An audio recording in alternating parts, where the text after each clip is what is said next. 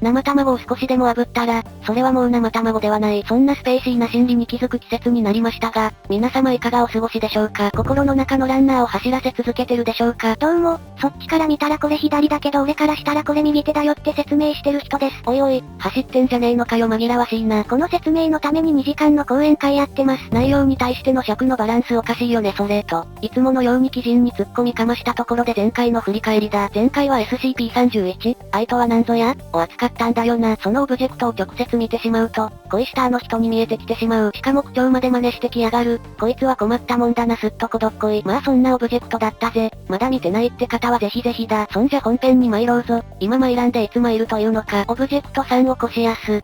めちゃくちゃ瓶の中の卵やん。瓶の中の卵以外の何者でもねえぞ。どうも、GH クラス、デッドグリーンハウスシナリオ該当オブジェクトです。場合によっては世界を終わらせられます。意外とすごいやつだった。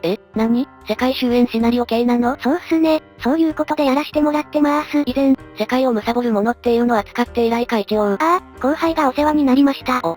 お前の後輩めちゃくちゃいかつかったぞ。まあ私にかかれば指一本だったがな。そうみたいっすね。泣きながら帰ってきましたもん。意外と繊細な心の持ち主だった。おっと、ふざけすぎてたら新規の方に嫌われてしまう。新規どころか界隈民に嫌われてるんだよな。トリマプロトコルからお話ししていくとしよう。SCP-2029 は、生物研究エリア12のバイオセーフテレベル4収容棟にある高密度ポリエチレンで裏張りを施したセラミックの密閉容器に保管される。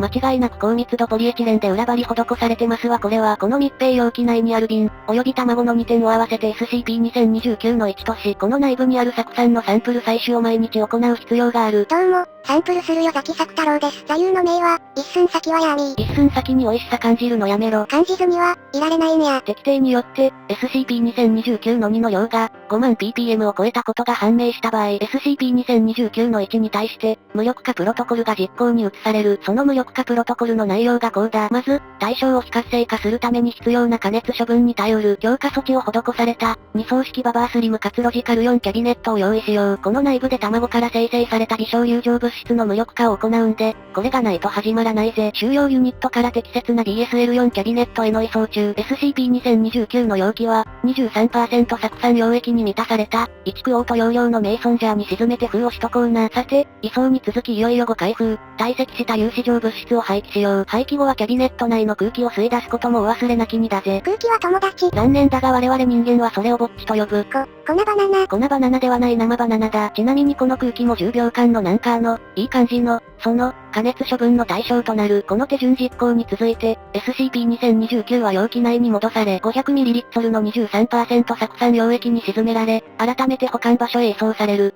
もう一回 500ml って言ってみて。500ml。リットルをリットルっていうのクソ腹立つんすけど。1リットル2リットル3リットル。なんでそんな粘っこい発音なんだよ桃井香りかお前は。違います。知っとるわ。そんな鋭いツッコミをかました卵さん。1クオート容量のエコミガラス正規密ネジ2瓶に収められた、年齢不詳の鶏卵なんだそうです。財団による初期回収時、この瓶には希酢酸が 540ml 入っており、室温で固体状態を維持する、異常な硫化水素の1形態と後に特定された物質で、ほぼ完全に飽和状態でした。と書いてあります。書いてありますとか言うなや。さも自分のものかのようにしっかり読むのが暗黙のルールやろがい。そうだそうだ。貴様に言うとんじゃボケカスが。ボケカスかどうかはさておいて、希酢酸や瓶自体が異常性に起因してるわけではなかったため、現在の収容プロトコルに従って取り替えられたぞ。どうも、新しい瓶です。悲しいぐらい変化がないが気にしないでおこう。まあそういうことで、有害性を持つのは放たれる硫化水素、SCP-2029 の2だ。こちらはイメージ、あくまでもイメージなのでさして意味はない。この物質を、未知の過程を経て、1時間あたり平均して 1.73ml 連続的に生成しているのだ。削除済み、×字、未知という単語を用いれば何でも引き起こせるとこ SCP らしさよね。そこが売りみたいなとこあるからね。毒物が喋ったぞーい。毒物は喋ります。そんなスタップ細胞はありますみたいに言われても、タップダンスを踊ります。勝手にしてください。この生成の際、質量体積の相応する損失が検出されていないため、明らかに外部エントロピーがエントロピってる現象と思われる。ちなみに外部エントロピーとは、エントロピーを無視する形でエネルギーや物質を生産し、熱力学の法則を無視している、破っているもののことを指す。まあやばい物質を法則無視って作りまくる、やばいオブジェクトってことだ。でも一般的な薬品でも、毒物になり得るものは多いよね。じゃあどうしてこのオブジェクトは、オブジェクト認定を受けてるの？教えて歩夢くん。はいはい、こいつが出す硫化水素の亜種は、強い毒性と腐食性を持っているんだ。だから、触れた生物学的組織は急速に腐り果てちゃうんだ。しかも、腐食の過程でも触媒性質を示すから、水分子から有利した用途水素を、余分な2029の2に変えちゃうんだ。触れたものを腐らせついでに、さらに毒素を増やすわけか。どれくらいのスピードでそれは増えてゆくのだろうか。教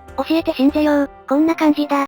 あ、やらかした。これ字幕置く場所ないやん。3時間の時点では言うほど大気は汚染されないが、2日目になってくると、環境汚染規模と言えるだろう。これに対応した滅菌プロトコル制定も視野に入れなければならん。そして、1週間経つと土壌も汚染される。雨もだ。もう該当地域には住むことも叶わない。いよいよ滅菌を開始する必要が出てくる。場合によってはその場所の破壊もな。そして1ヶ月、GH クラスシナリオが発生。このシナリオは、80% 以上の生命が死に絶えるが、地球自体の復旧はまだ可能という内容だ。そうは言ってもこの時点で終了不可。CO2 濃度は 95%。8割生き残るかも疑問だね。エッグだけにエッグいね。うまい。山田くんこれまでの全血税を捧げて、ということで今回の解説はおしまいです。やはり、世界終焉系オブジェクトはエッグ買った。あと、うちのマリちゃん思いっきり文系なので読むの苦戦したみたいよ。かわいそうだから応援してあげてね。そんじゃまた次回、アディオス。